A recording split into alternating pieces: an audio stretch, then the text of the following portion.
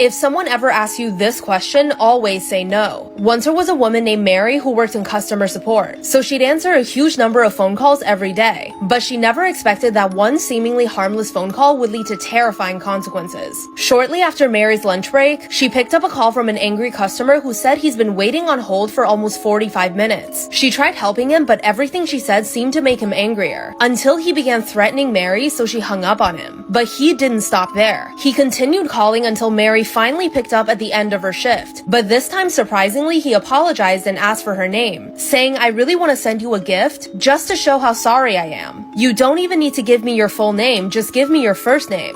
Feeling like she had no other choice, Mary told him her name and went home, thinking nothing could possibly go wrong. But the next day when she came back to work, she found a bouquet of flowers on her desk. And that day when her shift ended, she brought the flowers to her car, wanting to put them in a vase. And that's when a bald, middle-aged man quickly began walking towards her. When Mary was found, she had been shot 4 times and passed away on the way to the hospital. The man was the angry customer on the phone, and he sent the flowers to identify her. Humans falling in love with mermaids? Scary story time. I'm just kidding. This story's not actually scary, but it is one of those tale stories that I learned growing up in Haiti. You guys grew up learning about the three little piggies. I grew up learning about Tizan, and that's the name of the story. So once upon a time, in a small village in Haiti, there was a family, just a regular family. Mom and dad, a daughter and a son. Now, in that village, in order for you to have water, you had to go and fetch it. And it's usually the girl's job to get up in the morning and go fetch some water in the nearby spring. However, the spring that they usually get the water from, unfortunately, was not very clean water. But they don't really have a choice, because to get water from the next spring is like very, very far away. So whether they like it or not, they had to use that spring. So one day, she woke up as normal, went to get water from the spring, and as she was fetching the water, her gold ring that she was wearing fell in the spring.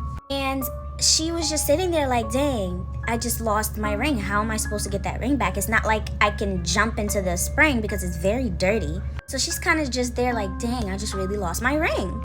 And out of nowhere, the water gets crystal clear.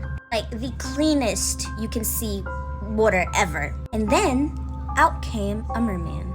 The merman started talking to her, and she started to have a conversation back, and they ended up talking for hours. And that day, for the first time ever, she was able to bring home clear water. But that caused a problem, because her parents are now like, where did you get clear water from? And this started to become like an everyday thing for a very long time. She just kept coming home with clear water. And whenever she would go to the spring, her and the merman would just talk for hours and hours about everything that they can talk about. Her parents would always question her, where are you getting clear water from? But she never told them. She never said anything. So this started to bother her mother. So one day, her mother told her little brother to follow her to the spring to find out how she's getting clear water. So he did exactly that. The next day, she's getting ready to go to the spring as usual, and he started to follow her closely behind, but she didn't notice. So when she got there, he saw the whole routine. She got there, she sat by the spring and started to sing a very specific song. The song goes like this. Tizan, who lives underwater, my good friend. Tizan, who lives underwater, my good friend. Tizan, my beloved traitor. Tizan, who lives underwater. And as soon as she stopped singing the song, the water becomes crystal clear, and out came Tizan, the merman. At this point, her little brother's mouth dropped. He stayed there for a little more and watched her speak to this merman as if that's her best friend, and then he ran home as fast as he could. As soon as he got home, he went up to his parents and said, Mommy, Daddy, she has a boyfriend, and he's a fish. A huge fish. And the fish can talk. And he tells the parent the whole routine that she does when she gets there and how the water becomes clear. So her parents are shocked. And they immediately went into, we have to stop this. We have to protect our daughter.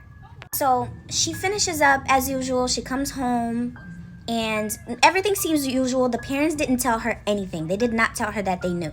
So the next day, as usual, she got ready. She went to the spring. She sat there. She sang the song, and out came Tizan.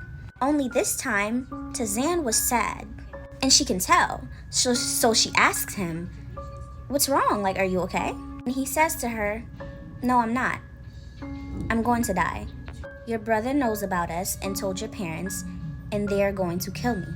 They're planning on killing me today. When you get home today, they're going to send you to the market to buy groceries, and while you're gone, they're going to come and kill me. And you will know that I'm dead at exactly noon because on your left breast, there's going to be 3 drops of blood." Now, she's obviously devastated because they were in love, you know, and as much as she didn't want to leave, she had to. So she went back home, and exactly like Tazan said, as soon as she got home, they sent her to the market to buy groceries. In the whole walk to the market, she is sobbing, she's devastated, she's crying. Now, she tries to get the groceries as soon as she can so she can get back home before noon. Now, unfortunately, when she finally got everything on the list, it was noon. And she checked in her shirt, and indeed, there was 3 spots of dry blood. She screamed. She fell to her knees and started to sob, and she ran home as fast as she could. When she got home, she realized that her mother had cooked supper, so she went to the dinner table only to find that her mother cooked fish.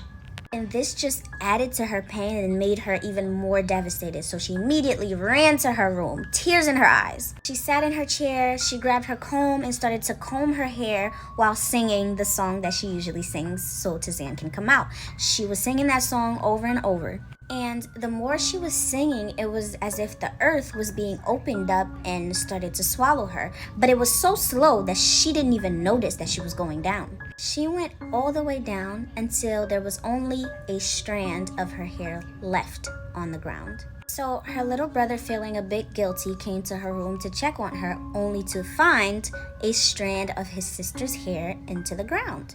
So he immediately ran to his parents and told them, and they came to the room and they realized what happened, and obviously they were devastated because that was their daughter. In their mind, they think that because they killed that mermaid, he killed her. However, that was far from the case. She did not die.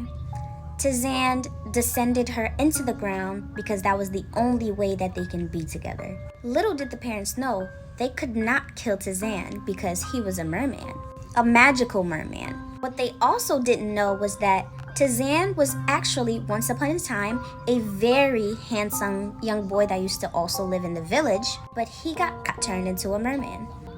He still had feelings and that he can fall in love. And the daughter now lives with Tazan underwater, happily ever after. The end. I hope y'all enjoy this little tale. There's so many stories like that I learned growing up in Haiti. I just have to remember them and find them. This one was a book. If you guys want more stories like this, please let me know. I will find them, reread them so I can tell you guys.